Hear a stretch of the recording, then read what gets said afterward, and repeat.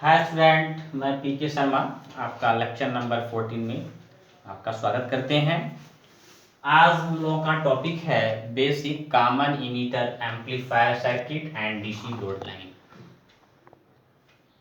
Basic common emitter amplifier circuit and DC load line. तो आइए, जैसा कि हम आपको शुरू से बताते चले आ रहे हैं कि आपको किसी भी वर्ड को याद नहीं रखना है, किसी भी चीज़ की डिफिनेशन को याद नहीं करना है, बल्कि उसकी मैकेनिज्म को समझना है। जैसा कि आप अगर चाहते हैं इस पूरे लाइन की मीनिंग निकालना, तो सबसे पहले आपको सीखना चाहिए कॉमन इमीटर का क्या मतलब होता है, एम्पलीफायर वर्ड का क्या मतलब होता है, देन डीसी लोड लाइन का क्या मतलब होता है।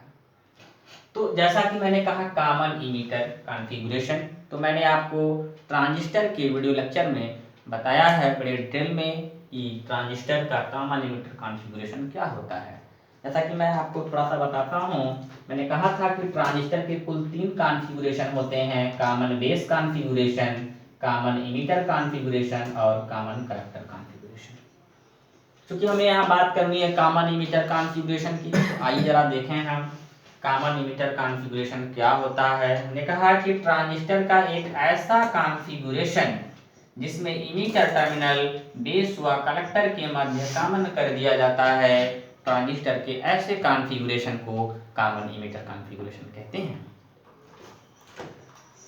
अब यहाँ पे एक और भी बड़ा ही इम्पोर्टेंट वर्ड यहाँ पे जुड़ा हुआ है जिसका नाम लिखा है एम्पलीफायर। तो पहले समझ लें, जैसा कि मैं पहले ही बता चुका हूँ, फिर भी आप समझ लें कि एम्पलीफायर वर्ड का मतलब क्या होता है, एम्पलीफायर शब्द का क्या अर्थ है।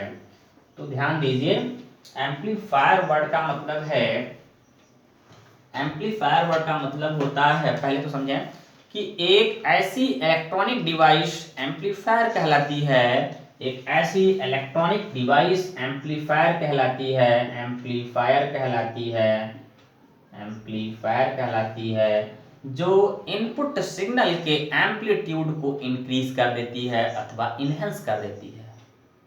तो आप कह सकते हैं कि एक ऐसी इलेक्ट्रॉनिक डिवाइस एम्पलीफायर कहलाती है जो इनपुट सिग्नल के एम्पलीट्यूड के मान को क्या कर देती है, इंक्रीज कर देती है, इनहेंस कर देती है, एम्पलीफायर कहलाती है। और यह प्रोसेस एम्पलीफिकेशन कहलाता है। आप इसको ऐसे कह सकते हैं कि the process by which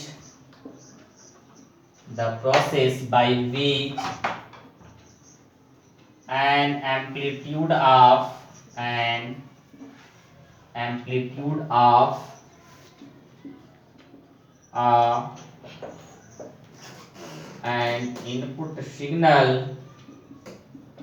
input signal can be enhanced or increased known as amplification, and the device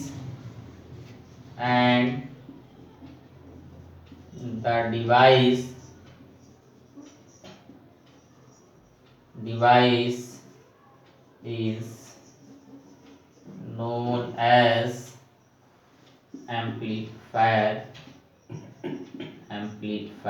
by which it is done।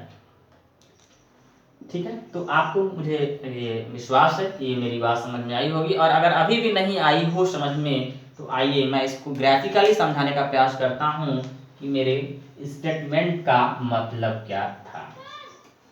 देखिए कैसे आप इसको समझ सकते हैं जो मैंने भी वर्ड बोला है।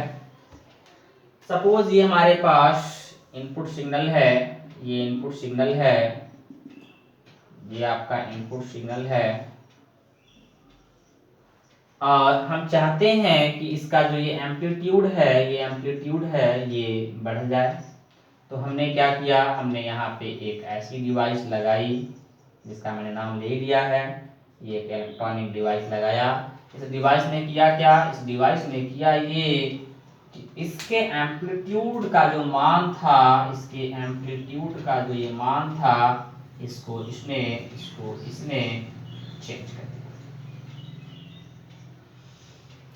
आप देखें, अगर मान लें ये जो हमने इनपुट सिग्नल दिया है, मान लीजिए ये रेफरेंस वोल्टेज 0 वोल्ट है, ये +1 वोल्ट और ये -1 वोल्ट है। तो जैसे ही ये सिग्नल इस डिवाइस से होके पास कराया जाता है, आप देखें तो इस सिग्नल का जो ये एम्पलीट्यूड दिख रहा है, मान लेते हैं कि ये +5 वोल्ट से -5 वोल्ट के बीच में लाई करना स्टार्ट कर दिया। तो कहीं ना कहीं आप देख रहे हैं कि जो इसका एम्पलीट्यूड है, जैसे इस डिवाइस से पास होता है, मेनी टाइम्स इसके एम्पलीट्यूड में चेंज आ जाता है। यह प्रोसेस ही एम्पलीफिकेशन कहलाती है और यह डिवाइस एम्पलीफायर कहलाता है। अब एक जरा आपको हम और चीज बता दें कि हम ये एम्पलीफायर वर्ड क्यों यूज कर रहे हैं। तो आप जैसा समझते हैं कि जब हम कोई भी सिग्नल देते हैं तो सिग्नल जैसे जैसे प्रोपागेट करता है, एक सर्टेन टाइम के बाद उसका जो ये एम्पलीट्यूड का मान है धीरे धीरे मिनिमाइज होना स्टार्ट हो जाता है। यदि हम चाहते हैं कि यह सिग्नल एक सर्टेन, एक डिजायर्ड डेस्टिनेशन तक जाए, तो इसके लिए हमें क्या करना चाहिए। जैसा कि मैंने कहा आपसे कि मान लीजिए कि ये हमारे पास एक सिग्नल है, ये हमारे पास एक सिग्नल है और ये सिग्नल मैंने इनपुट सिग्नल यहाँ से भेजा। आप देखें कि जैसे जैसे ये सिग्नल आगे बढ़ रहा है, धीरे धीरे इसका एम्पलीट्यूड धीरे धीरे ऐसे कम होते जा रहा है। अभी इस सिग्नल को कहीं और आगे तक जाना है, आप क्या करेंगे भाई, अब यहाँ पे आप क्या करेंगे, करेंगे ये कि इस सिग्नल का जब तक आप एम्पलीट्यूड बढ़ाएंगे नहीं, तब तक इस सिग्नल को आप उस डेस्टिनेशन तक नहीं भेज सकते हैं। अच्छा, एक चीज बड़ा इंपॉर्टेंट और हमारे दिमाग में आ रही बात, जरा उसको समझें आप। ये सिग्नल यहाँ पे बहुत ज्यादा एम्पलीट्यूड में था, थोड़ा और कम हुआ, फिर थोड़ा और कम होते गया, और कम, और धीरे धीरे बहुत कम होते गया। ये आप जो एम्पलीट्यूड में धीरे धीरे जो गिरावट आ रही है, इस गिरावट को, इस कमी को ही हम एटेन्यूएशन कहते हैं। यानी कि यहाँ पे सिग्नल का एटेन्यूएशन हो रहा है।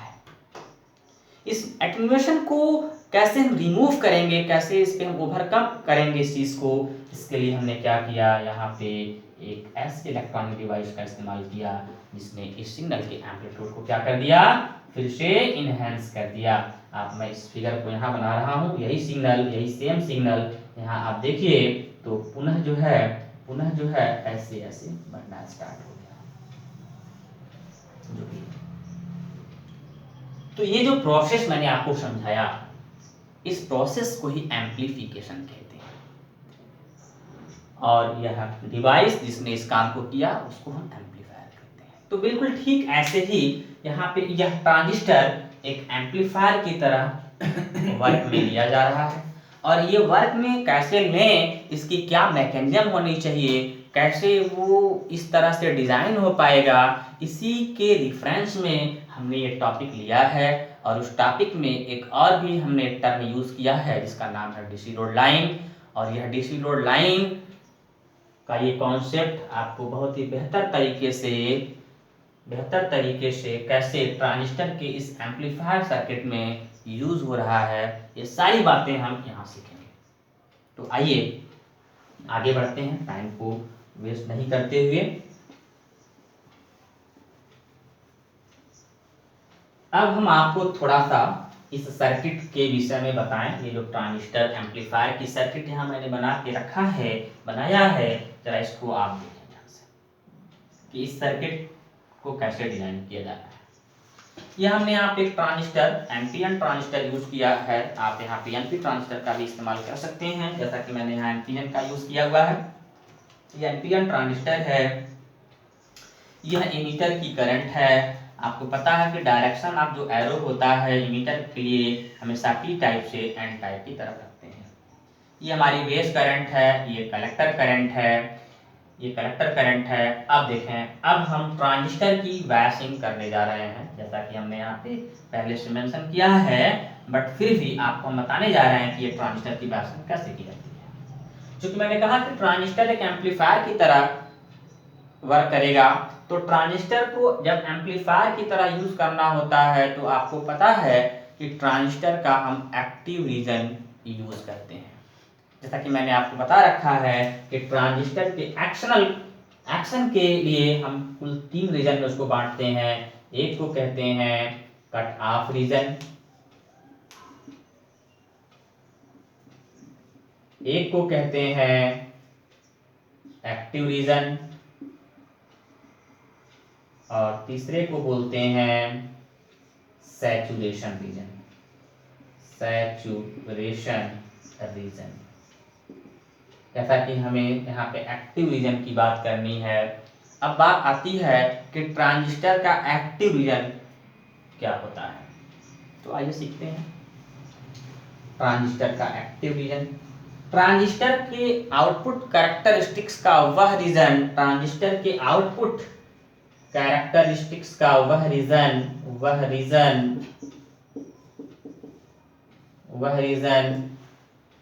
एक्टिव रीजन कहलाता है, जिसमें emitter base junction forward bias में तथा collector base junction reverse bias में होता है। अभी मैं आपको जब इसका कैरेक्टरिस्टिक्स बनाऊंगा तो बताऊंगा कि एक्टिव रीजन कहाँ पे है या कहाँ पे एग्जिस्ट करता है। अभी फिलहाल मैंने आपको ये डिफिनीशन बताया कि एक्टिव रीजन की डिफिनीशन अगर आपको बतानी हो तो बताते हैं कि ट्रांजिस्टर के आउटपुट कैरेक्टरिस्टिक्स का वह रीजन एक्टिव रीजन कहलाता है, जिसमें emitter base junction forward bias में तथा collector base junction reverse bias में होता है। अब बात आती है कि इमीटर बेस जंक्शन को फॉरवर्ड बायस में और कलेक्टर बेस जंक्शन को रिवर्स बायस में कैसे रखते हैं। तो आइए देखते हैं। अब हम आते हैं इस बायसिंग वाले कॉन्सेप्ट्स को लेकर। यहाँ पे देखिए ये इमीटर बेस जंक्शन है जिसको मैंने फॉरवर्ड बायस में रखा है, P को पॉजिटिव से और N को नेगेटिव से कनेक्ट किया है, तो ये आपका फॉरवर्ड बायस में हो गया। Collector base junction reverse bias में होता है, जैसा कि आपने पढ़ा है कि फॉरवर्ड बायस का कॉन्सेप्ट है कि P पॉजिटिव से होना चाहिए और N नेगेटिव से, तो ये फॉरवर्ड बायस हो गया। कलेक्टर बायस जंक्शन आपका रिवर्स बायस में होना चाहिए, मतलब P आपका नेगेटिव से और N पॉजिटिव से होना चाहिए, ये रिवर्स बायस हो गया। ठीक है, तो आप देखिए यहाँ पे N आपका पॉजिटिव से कनेक्ट है, तो कलेक्टर जंक्शन आपका क्या हो गया, रिवर्स बायस। ये आपका आउटपुट रेजिस्टेंस है जिसको मैंने RC या कलेक्टर रेजिस्टेंस का नाम दिया है। ऐसे ही ये आपका इनपुट रेजिस्टेंस है जिसको मैंने बेस रेजिस्टेंस कहा है। ये आपका इनपुट में जो हमने फॉरवर्ड बायस में जो बैटरी लगा के रखी है ये आपका VDB है।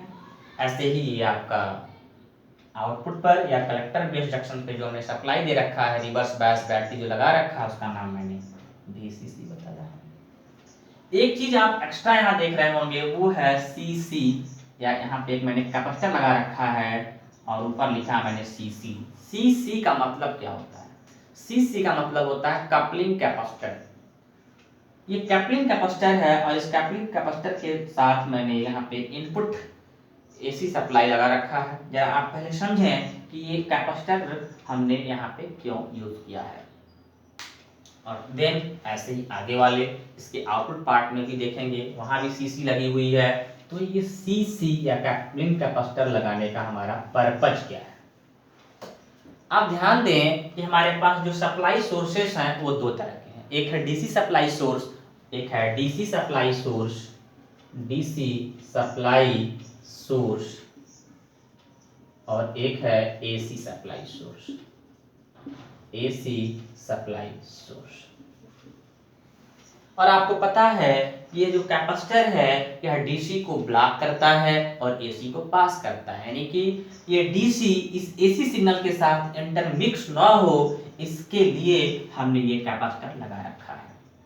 अब थोड़ा सा एक चीज आपको हो सकता है दिक्कत कर रही होगी, डिस्टर्ब कर रही होगी कि सर ये DC को ब्लॉक करना और AC को पास करना इसका क्या मतलब? तो आइए हम आपको थोड़े से समय में बता दें कि इस वर्ड का क्या मतलब था। आप जैसा कि जानते हैं कि जो ये कैपेसिटर है इसका जो रिएक्टेंस होता है वो उसका मान होता है XC, या उसका मान उसको हम लिखते हैं XC से, और XC बराबर होता है 1/ओमेगा C, जहां ओमेगा को हम उसकी एंगुलर फ्रीक्वेंसी कहते हैं, अर्थात ओमेगा बराबर, और जहां ओमेगा बराबर होता है 2πfc। अगर आप इसको यहाँ पुट करें तो XC की वैल्यू मिलेगी 1/2πfc। अब अगर हम ये बात DC सप्लाई के केस में करें तो आपको पता है DC सप्लाई के केस में इसकी जो फ्रीक्वेंसी मानते हैं वो मान लेते हैं 0। तो जो आपको यहाँ से XC मिल रहा है वो हो जाएगा 1 अपान यहाँ पे 2 pi multiply by 0 into C means infinite. तो अगर हम ध्यान दें तो हमको पता है V इज इक्वल टू होता है आई आर ओम्स लॉ से, ये हो जाएगा आई XC, इसलिए I इज इक्वल टू हो जाएगा आपका V अपान XC। XC की वैल्यू यहाँ से आ गई इनफाइनाइट, आप इसको पुट करें तो वैल्यू मिल जाएगी आपको, वैल्यू मिल जाएगी आपको 0। यानी कि इसका सेंस ये है कि जो आपका डीसी सप्लाई है उसके थ्रू कोई करंट पास नहीं करेगा, यानी उससे हमको कोई सप्लाई नहीं मिल रही है। और यही सेम चीज अगर हम एसी के लिए करते हैं तो आप देखें कि जो इसकी फ्रीक्वेंसी होती है इंडिया के अकॉर्डिंग, इसकी फ्रीक्वेंसी हम मान लेते हैं, मान लीजिए 50 हर्ट्ज। आप यहाँ से XC की वैल्यू निकालेंगे 1 upon 2 pi multiply by 50 into C, solve करेंगे, कुछ इसकी फिक्स वैल्यू या कांस्टेंट वैल्यू आएगी, कुछ वैल्यू आएगी इसकी XC की। अब इस XC को अगर हम पुनः इसको इस ओम्स लॉ के according I is equal to V upon XC में अगर रखें तो आपको V अपान 1 अपान कांस्टेंट, या मान लीजिए ये पूरी की पूरी वैल्यू कुछ कांस्टेंट के फॉर्म में आ रही है, मान लीजिए कोई मान आ रहा है यहाँ पे x y z, सपोज कर लीजिए ये वैल्यू z के बराबर आई, फिर वैल्यू z पुट करिए, उसको सॉल्व करके यहाँ से कुछ वैल्यू मिली, अर्थात आपको कुछ करंट का मान मिल रहा है। तो ये साबित करता है कि डीसी को ये कैपेसिटर पास करने से मना करता है, अर्थात ब्लॉक कर देता है, और एसी को पास कर देता है। तो आप मेरे उद्देश्य को समझ गए होंगे कि इस कपलिंग कैपेसिटर का यूज करने का पर्पज क्या है। पर्पज फिर बता देते हैं आपको कि डीसी सप्लाई एसी सप्लाई के साथ मिक्स ना हो, इस वजह से हम यहाँ पर एक कैपेसिटर का इस्तेमाल करते हैं। ठीक वही चीज इसके आउटपुट के साथ भी है कि यहाँ से जो आउटपुट हमें लेना है उस आउटपुट में डीसी में चला आए, डीसी का पार्ट ना आ जाए, इसके लिए हम पुनः यहाँ पे एक कैपेसिटर लगा रखे हैं जो सिर्फ और सिर्फ एसी को पास कर सकता है और डीसी को ब्लॉक कर रहा है। तो मुझे पता है कि आप मेरी बातों से सहमत होंगे और ये बातें आपको समझ में आ रही होंगी। चलिए ठीक है, अब आगे हम आपको बताते हैं। तो आगे वाला पार्ट क्या है उसको जरा समझें आप।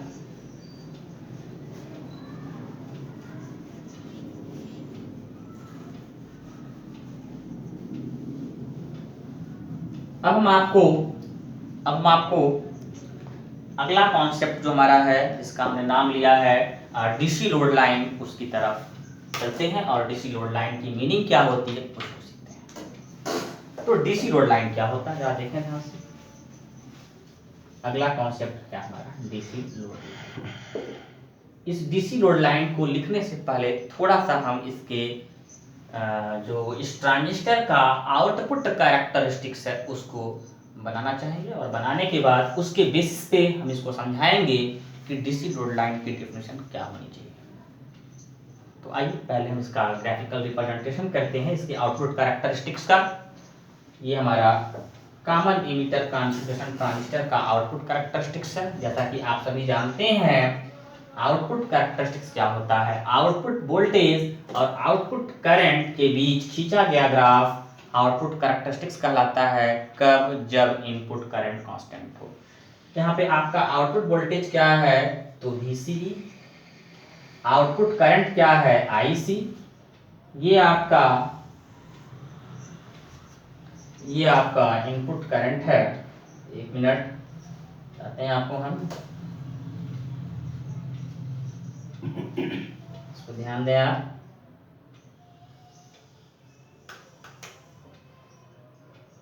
थोड़ा सा फिगर गड़बड़ हो रहा है मेरा।